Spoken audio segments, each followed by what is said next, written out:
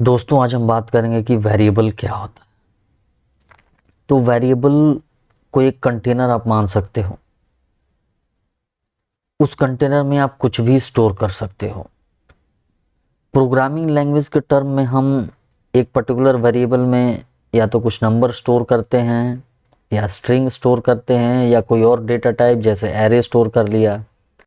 Particular variable के दो part होते हैं, एक उसका नाम होता है और दूसरा वैल्यू होता है।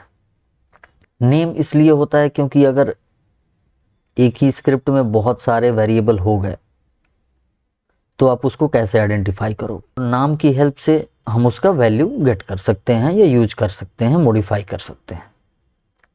तो जैसे यहाँ पर एग्जांपल हम ले लेते हैं कि इस पर्टिकुलर वेरिएबल का नाम $var है। PHP में हम डॉलर के साथ वेरिएबल का नाम स्टार्ट करते हैं।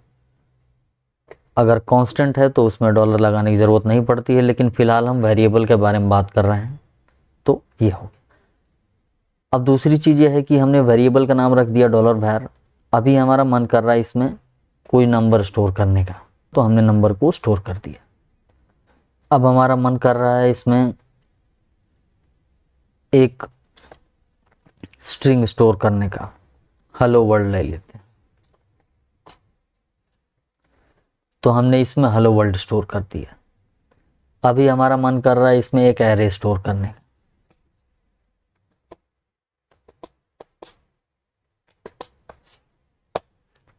तो हमने इसमें एक एरे स्टोर कर दिया। तो वेरिएबल का नेचर ये है कि जब आप चाहें इसको ओवरराइड कर सकते हैं। PHP एक लूजली डेटा टाइप्ड लैंग्वेज है, मींस इसमें डेटा टाइप एक ही variable different data types hold कर सकता है डिफरेंट टाइम्स पे।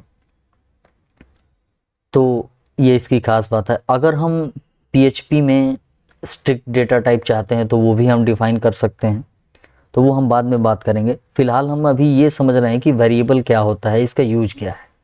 तो इसमें जो हम चाहें जैसे चाहें एक वेरिएबल में स्टोर कर सकते हैं। अब हम समझेंगे कि कांस्टेंट क्या होता है। कांस्टेंट जो होता है वो throughout the program same होता है। कांस्टेंट का वैल्यू चेंज नहीं होता है। तो हम यहाँ पर एक एग्जांपल देखेंगे वेरिएबल और कांस्टेंट का PHP में। तो यहाँ पे जैसे कि आप देख सकते हैं, यहाँ पर आप देख सकते हैं हमने वेरिएबल 5 में यहाँ पे हमने $var में 5 को स्टोर किया है। यहाँ पे हमने सेम $var में हे देयर स्टोर किया है, और यहाँ पे हमने सेम var में एक एरे स्टोर किया है नंबर का। जैसे हमें 5 को स्टोर करना है वेरिएबल में तो हम इस तरह से लिखेंगे। हमें एक स्ट्रिंग स्टोर करना है हे देयर var में, तो हम इस तरह से लिखेंगे। हमें एक एरे स्टोर करना है, हम इस तरह से लिखेंगे। बाकी हम डेटा टाइप के बारे में अगले एपिसोड में बात करेंगे। फिलहाल हम ये बस समझ रहे हैं कि वेरिएबल क्या होता है। दूसरा होता है कांस्टेंट। कांस्टेंट ये होता है कि एक बार आपने कांस्टेंट डिफाइन किया तो थ्रू आउट द प्रोग्राम ये सेम रहेगा, इसकी वैल्यू हम चेंज नहीं कर सकते हैं। तो कांस्टेंट का एग्जांपल ये है कि हम इस तरह से इसको लिखते हैं। इसमें ये होगा कि जो ये var है इसमें हम कोई डॉलर नहीं लगाते हैं, ये विदाउट डॉलर डिफाइन किया जाता है। तो यहाँ पे हम इसका सिंटेक्स ये है डिफाइन।